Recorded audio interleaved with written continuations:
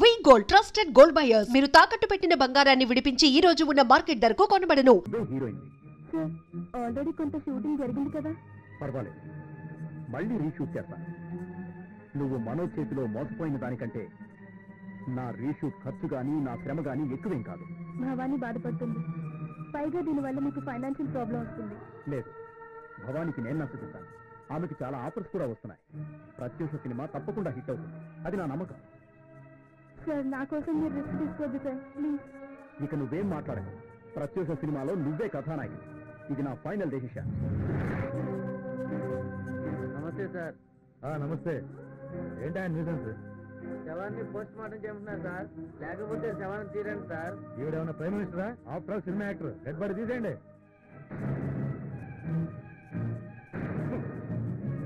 ఒక వర్ధమాన నటికి న్యాయం చెయ్యమని అందరూ పోరాటం చేస్తుంటే ఆఫ్టర్ ఆల్ యూసెన్స్ అని మాట్లాడతావా? మంత్రి గారికి చెప్పి 10 లక్షల నష్టపరిహారం ఇప్పిస్తారు. బాడీని తీసేయండి.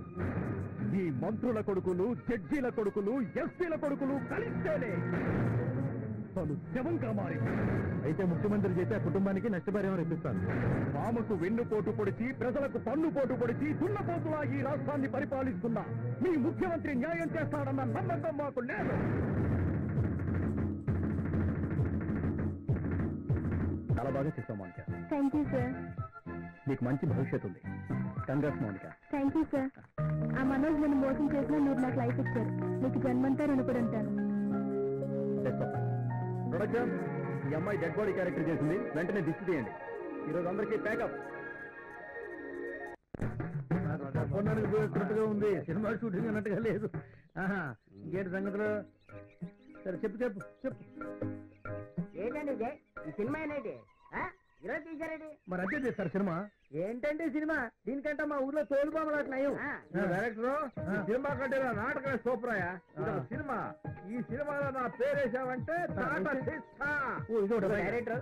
అవును, నాకు తెలియక అడుగుతాను. చెప్పు. సినిమాలో నటులు ఎక్కడ కనబడి ఎంతసేపు ట్రైన్లు, లైట్లు, లైట్ మ్యాన్లు, లైట్ బాయ్స్, ప్రొడక్షన్ బాయ్స్ ఇవే కనిపిస్తారు. శాటిలైట్ సినిమా అంటే ఎట్లే ఉంటుంది మరి, నీకేం తెలుసు? శాటిలైట్ సినిమా అంటే ఇలా ఉంటుందా? ఏట్రా డబ్బాలు పట్టుకుని ఎక్కడ పోయి జరిపారు? చిన్నగా శ్రీకళ్యాణ్ గారి సైడ్ వెళ్ళిపోతారా? ఈ డబ్బాలు కనుక చూసేకంటే మీ నెత్తి మీద చేసి పడతాడు. అందుకని ఈ నెత్తి మీద చేసి పట్టాలి. అది నడుచు చుట్టి అదే మరి శాటిలైట్ సినిమా అంటే. మీరేం భయపడద్దు. బాలాజీ ల్యాబ్ కళ్యాణ్ గారు వస్తున్నారు, ఆయన అమ్మిస్తారు మొత్తం అంతే. ఏ మంగారావు, నువ్వు చెప్పినట్టు కళ్యాణ్ కొనకపోవాలా? నా పల్నాడు దెబ్బేంట చూపిస్తా. అదిగో శ్రీ కళ్యాణ్ గారు వస్తున్నారు.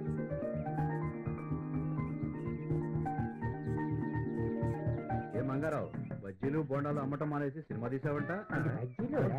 పోయిన వారం మొదలు పెట్టాను, ఈ వారం ఫస్ట్ కాపీ వచ్చింది. ఈ వారం మీ చేత అమ్మిద్దాం అనుకున్నాను. ఎంత ఖర్చు పెట్టావంటే ఎన్ని రోజులు తీసావు? పొద్దు పొడవక ముందు మొదలెట్టాడు సార్, పొద్దు కోక ముందు అయిపోయింది అన్నాడు.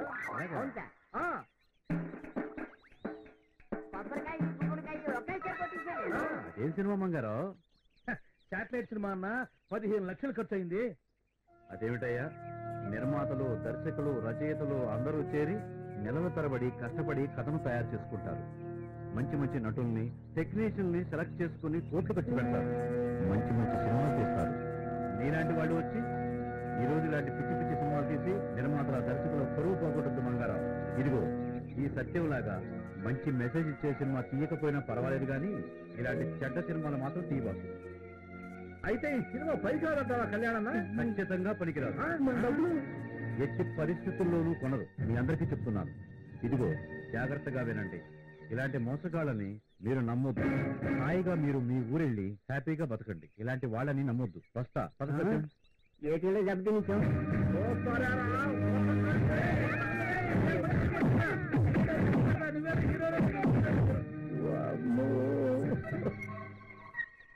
ప్రేక్షకులారా, నన్ను క్షమించండి. నేను ఇటువంటి పిచ్చి సినిమాలు జన్మలో తీయను. పిచ్చి సినిమాలు కాదు, నేను నా బజ్జీలు, గారెలు అమ్ముకుంటాను తప్ప సినిమాల జోలికి పోలే. ఈ శాటిలైట్ సినిమాకి ఒక దండం, ఆ పాపారావు గడికి 2 దండాలు.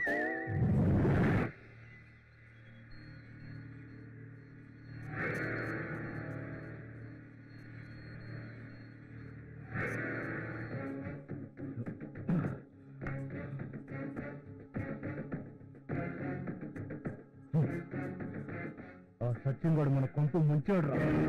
నా దుర్మార్గాలన్నీ వాడి సినిమాలో షూట్ చేశాడు. అవి బయటకు వస్తే మనమంతా చస్తాంరా. అన్నా ఎందుకంట భయం? ఇది ఆ రీల్ తీసుకొస్తే పోలే. అరే ఈడియట్, ఆ రీళ్లు అప్పుడే మనకు దొరకకుండా ల్యాబ్ లో భద్రంగా తాచాడు రా వాడు. అయితే ఏం చేద్దాం బాస్? నా మేనగోడ సాన్య కూడా నా మాట వింటలేదు. ఇంకంతా ఫైనాన్సర్ గాడి వల్లే జరిగింది. వాడు డబ్బు ఇవ్వకపోతే ఆ సత్యం వాడు సినిమా తీసేవాడు కాదు. అంతేకాదు, హీరో ఆకాష్ కూడా వాళ్ళకి సహాయం చేస్తున్నాడు. వదిలిపెట్టకూడదు, ఎవరిని వదిలిపెట్టకూడదు. వాళ్లే కాదు, ఆ భవానీ కూడా నా సినిమాలో నటించనుంది. అది నటిస్తే ఆ స్టేట్ చమన్నాలు గడు కోట్ల రూపాయలు ఇస్తా అన్నాడు. సరిపోయింది, వదలను, వాళ్ళెవరిని వదలను. అన్నా అయితే ఏం చేద్దామన్నా? మన సినిమాలో నటించమని సాన్యాకి భవానీకి వార్నింగ్ ఇద్దాం. మరి ఆకాష్ గారి సంగతో? సినీ హీరో ఆకాష్ గారు వాడి సినిమాలేదో వాడు చూసుకోకుండా నా లైఫ్ లో ఎంటర్ అవుతాడా? వాడిని వదలను, వాడికి లైఫ్ లేకుండా చేస్తాను.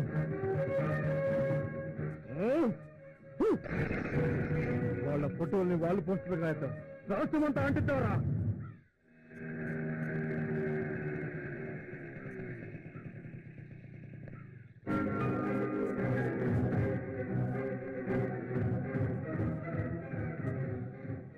ఓహో, మీరు ఎంతమంది ఎక్కువైనా నన్ను ఏం చేయలేదు.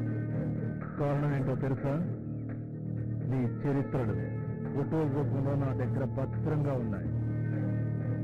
నువ్వు ఇక్కడి నుంచి వెళ్ళిపో. నీకు నాతో మాట్లాడే అర్హత లేదు, నాకు టైము లేదు.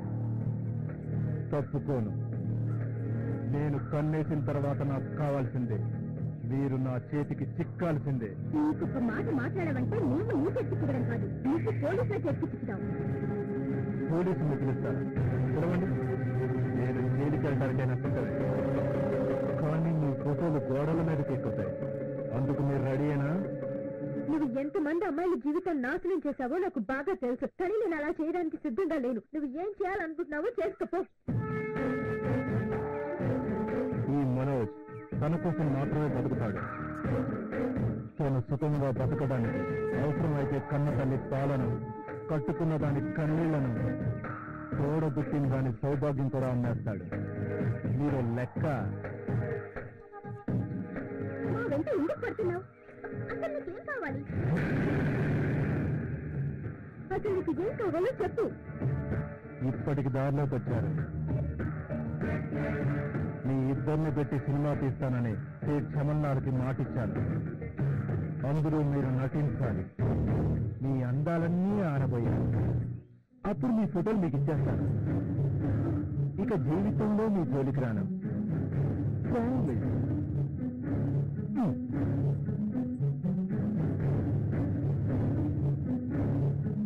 అలాగే నేను త్వరగా పని చేస్తాను, కానీ అంతకంటే ముందు నాకు ఫోటోగ్రాఫ్స్ కావాలి. ఖచ్చితంగా ఇచ్చేస్తాను. మాట తప్పడం నా చరిత్రలోనే లేదు. నెక్స్ట్ మంత్ లో షూటింగ్ రెడీగా ఉండండి.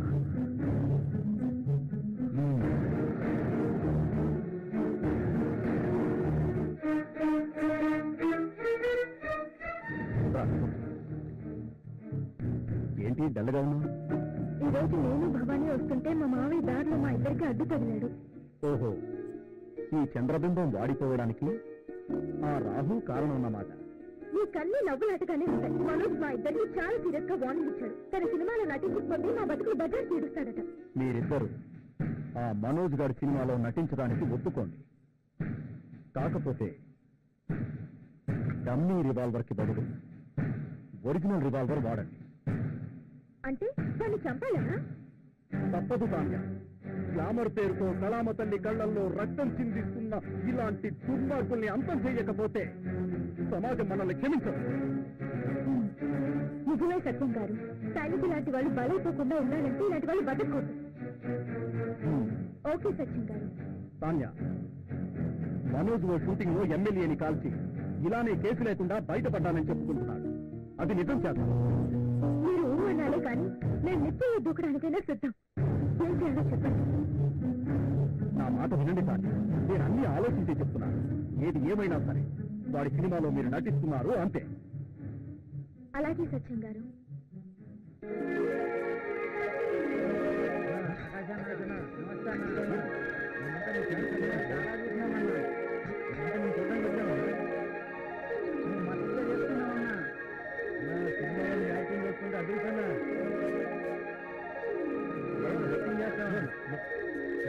అంటే ప్రాణం అన్నా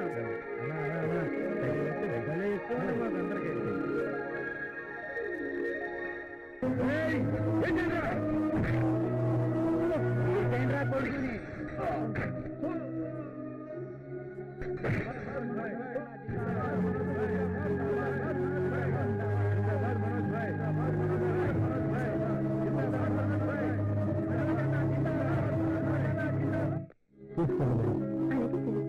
ఓకే అలాగే. రెడీ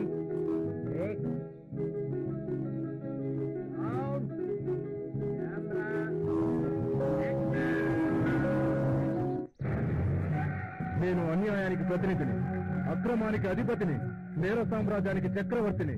నన్నెవ్వరూ ఏమీ చేయలేరు. లక్షలాది మంది ప్రాణాలు తీసిన హిట్లర్ ముసోలిని కంటే గొప్పవాడివా? వాళ్ళే దిక్కులేని చావు చచ్చారు. నువ్వొక లెక్క. ఏయ్, నీ డ్రామా నాకు బాగా తెలుసు.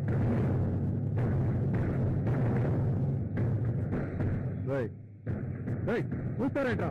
తీసుకెళ్ళండి వెళ్ళి.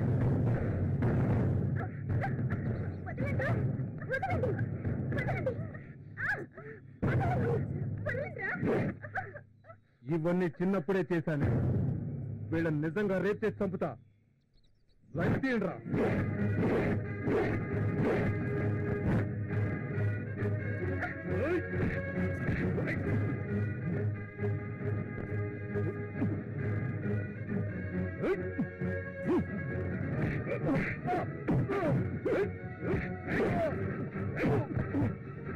ఇంకా చూస్తారట. ఏంటండి?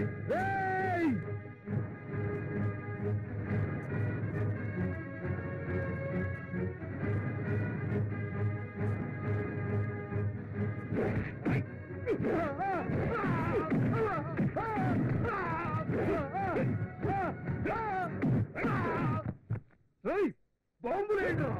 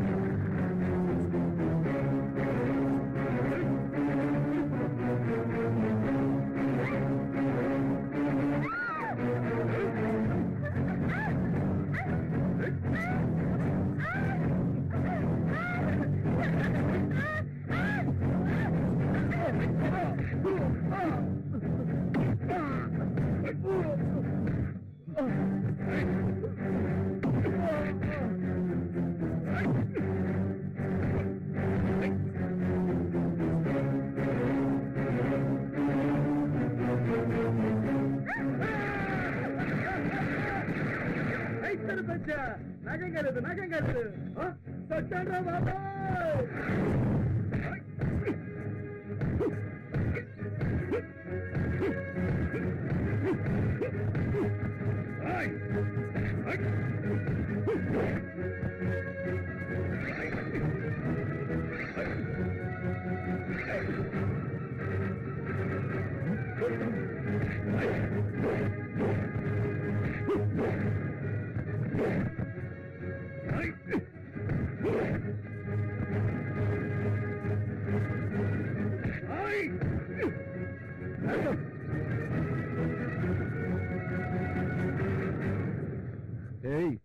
నువ్వు కూడా వచ్చావా? సత్యం, నీ చరిత్ర ఈ రోజుతో క్లోజ్. నిన్ను ఊరికే వదలనా. దేవుణ్ణి తలుచుకో. 1 2 3.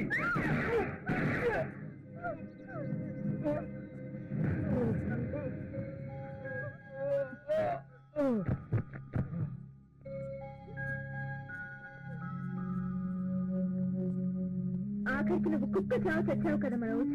నీలాంటి వాళ్ళకి ఇదే తగిన శాస్త్రం.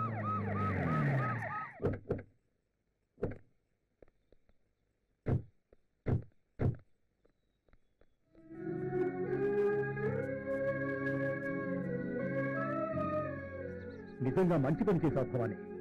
ఇలాంటి దుర్మార్గుని చంపి కళామ తల్లికి ఎంతో సేవ చేశావు. చట్టంతో పోరాడైనా సరే నీకు శిక్ష పడకుండా కాపాడుకుంటావమ్మా. సత్యం గారు చెప్పింది నిజం. మా డ్యూటీ మేము చేస్తున్నాం. కానిస్టేబుల్ పదమ్మా. ఉంటా సత్యం గారు. థ్యాంక్ యూ సత్యం గారు. మీలాంటి మంచివాడు ఈ ప్రపంచానికి చాలా అవసరం. తాన్యా, నీ ప్రేమ అనురాగం ఉంటే ఈ ప్రపంచంలో ఏదైనా సాధిస్తాను. Thank you.